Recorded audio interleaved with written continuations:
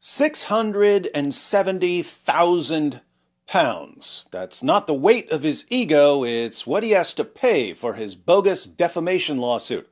It's the cost of his ego. 670,000 pounds. That is a lot of dawa donations going straight into the pocket of Douglas Murray. If you're a Mohammed Hijab fan, you might as well start paying your zakat directly to Douglas Murray, because that's where your money's going for a long, long time. What can I possibly say about Mohammed Hijab that hasn't already been said about the Hindenburg? At least the Hindenburg didn't try to take down a bunch of its fellow Zeppelins when it went down in flames. Mohammed Hijab, by contrast, wants everyone to know that if his Dawa career is over, he's taking the whole Dawa circus down with him. So, why the total implosion? And why now? And what can we learn from this Dawa dumpster fire that never gets put out because of the endless careers that keep it burning? We're about to find out. But first, let's make sure everyone's up to date. Just a few months ago, Mohammed Hijab was exposed for his now infamous hotel wife scandal. We eventually found out that Hijab had a team of 75 Dawagandists conspiring to destroy a woman's life, all because she wanted to warn other Muslim women about how the Dawa Diddy gangs are treating Muslim women behind the scenes. The truth came out, and the credibility of dozens of Hijab's allies has been shattered. As if that weren't bad enough for Team Dawa, we now have Douglas Murray bragging about his victory over Mohammed Hijab. Yes, after being thoroughly humiliated by a woman, Hijab has been humiliated again, this time by a gay man half his size. Murray writes, 3 years ago, I wrote a column in this magazine about some of the downsides of diversity. At the time, there had just been serious disturbances in Leicester. Yes, Americans, it's pronounced Leicester. It's where John Merrick, a.k.a. the Elephant Man, was born. Between local Hindus and Muslims. One of the people who decided to throw himself into the middle of that trouble, hopefully not in the Al-Zut sense, and to try to make things worse, was an online pugilist known as Mohammed Hijab.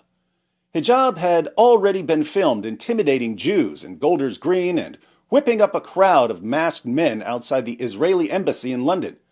In Leicester, he chose to make a derogatory speech about Hindus to a crowd of men and then picture himself leading a Muslim patrol in the city. Say it ain't so, Mohammed Hijab. The Dawa champ wouldn't stir up hatred against Jews and Hindus, would he? And if he did, this big, strong Dawagandist wouldn't run to British courts begging them to protect him from criticism like a sniveling little coward, would he?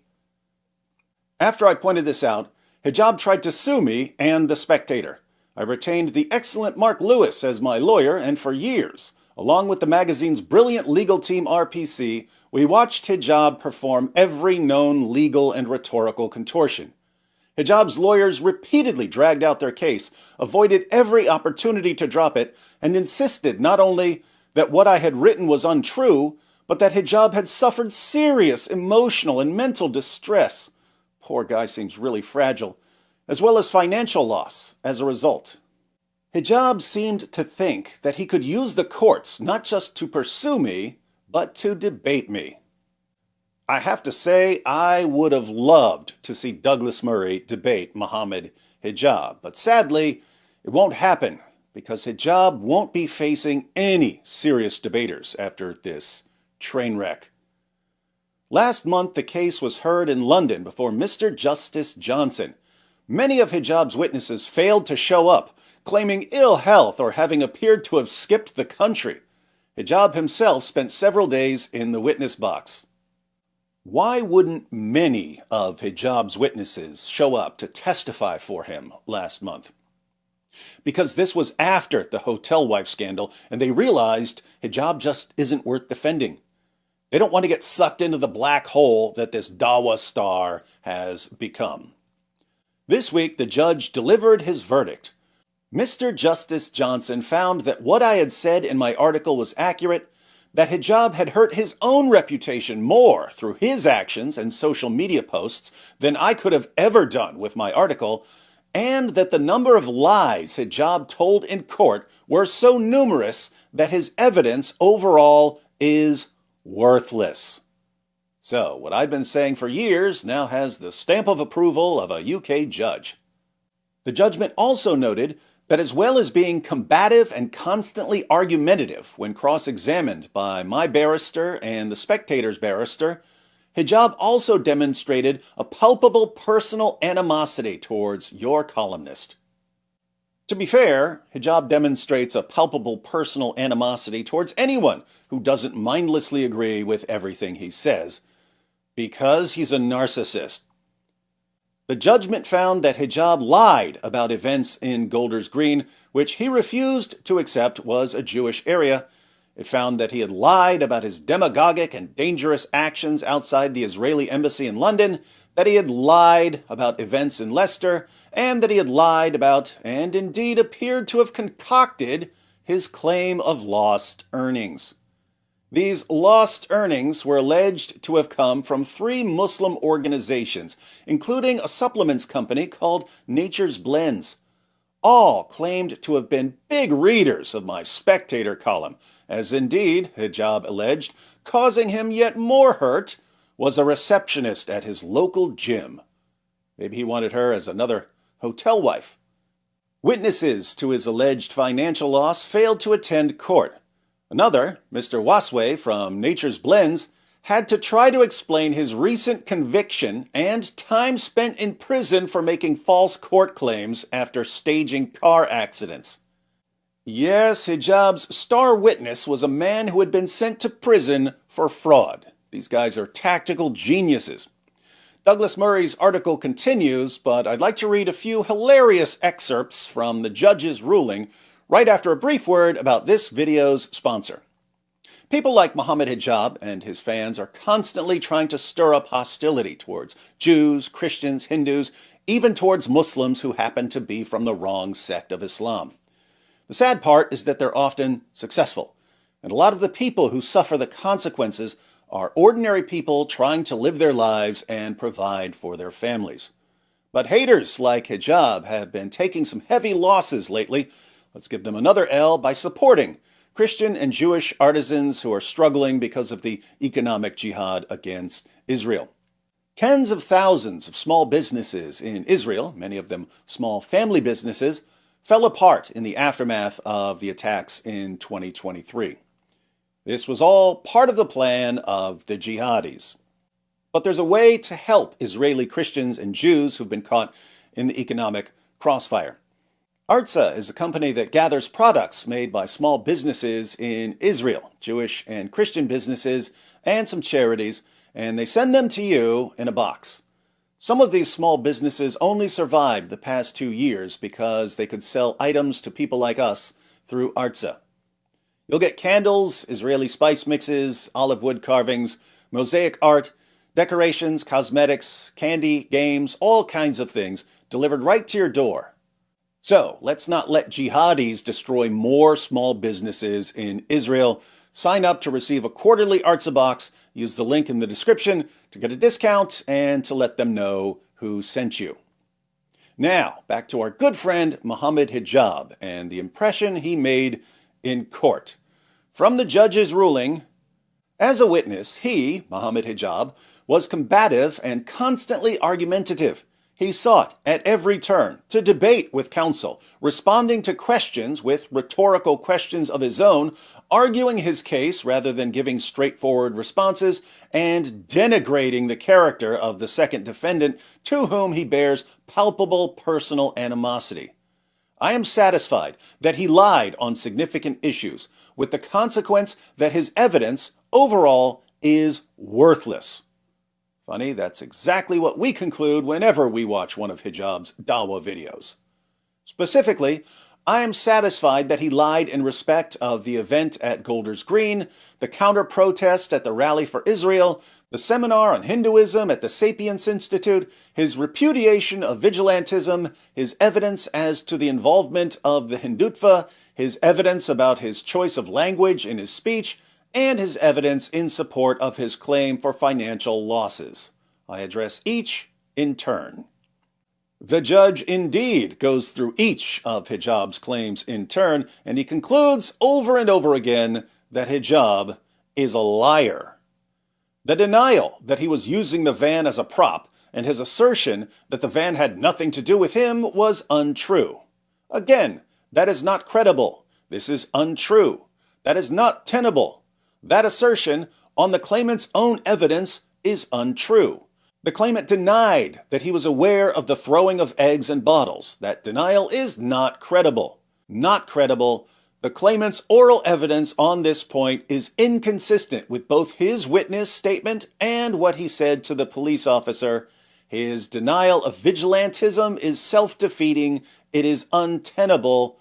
The claimant's account as to his basis for attributing responsibility to the Hindutva does not withstand scrutiny. The claimant's explanation is nonsensical. When asked to name anyone in the world who subscribed to the Hindutva ideology but who was not Hindu, he was able to give only one name, Benjamin Netanyahu.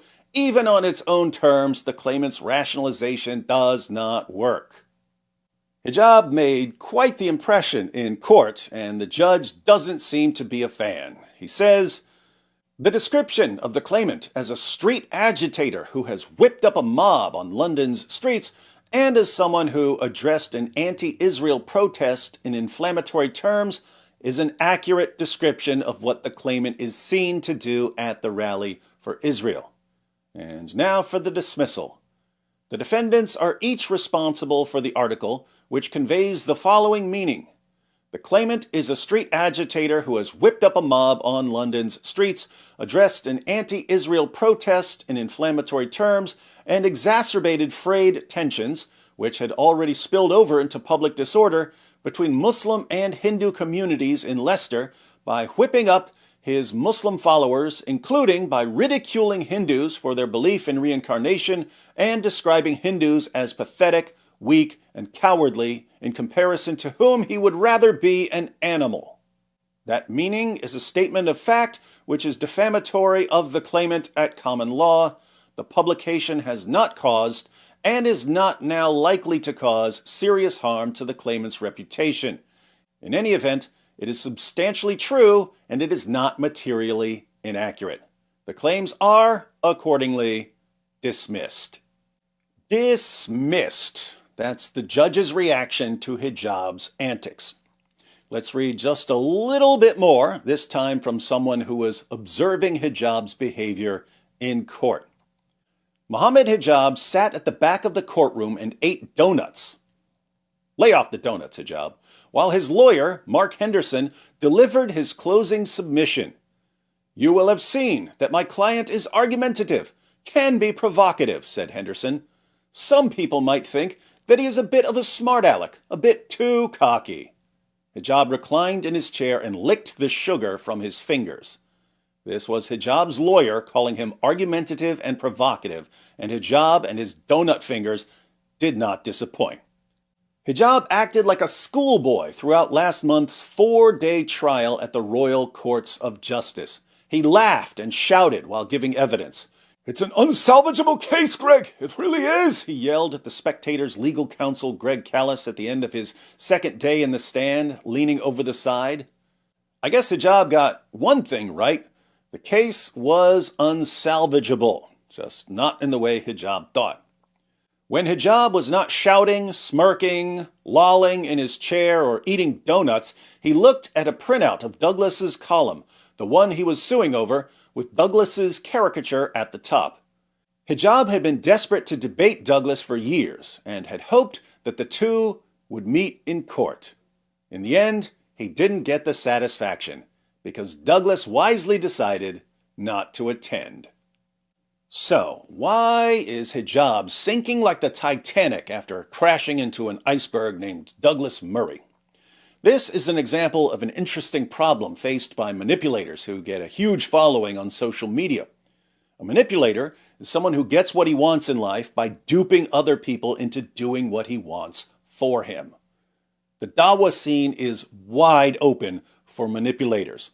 All you have to do is convince the Ummah that you're the hero who's going to stop their children from becoming apostates, and they will give you anything you want. Attention, views, money, endless hotel wives, anything. But manipulators are affected, in turn, by the people they manipulate. A manipulator will try something and see if it works. If it works, he'll do more of it. If it doesn't work, he'll try something else and see what happens. So, Hijab conditions his followers, but they condition him in return. Think about this. The manipulator trains people to do what he wants, but the people he's manipulating are constantly giving him information about what works. He reads them and adapts. So, they're affecting him and modifying his behavior over time. The result is that he becomes more and more of whatever works with the crowd he's manipulating. So it's a kind of mutual manipulation. He's programming them to be what he wants, but they're programming him to be what they want. After years of this cycle, the manipulator behaves in a way that is most effective with his target audience. What's most effective with Hijab's target audience? Constantly lying and acting like a chest-thumping caveman. That's what works with the Dawah fans. But then Hijab, after being thoroughly conditioned to think that constantly lying and acting like a chest-thumping caveman is what works, goes into a courtroom where that behavior doesn't work at all. In fact, in a courtroom, the behavior that makes you a champion of Dawah makes you look like a lying, childish, condescending moron to everyone else. And it ends up costing you £670,000. Small price to pay for the valuable life lesson, though. So, this is what's going on in the Dawah world, not just with Mohammed Hijab, but with Dawah in general. The Dawagandists are focused on impressing their followers. But what's impressive to the Dawah fans is repulsive to everyone else. And that's why so many Dawah careers are crumbling. Mohammed Hijab is so desperate that he's trying to launch an MMA career as a backup plan. Of course, if that doesn't work out, he can always go back to his job as a part-time stripper.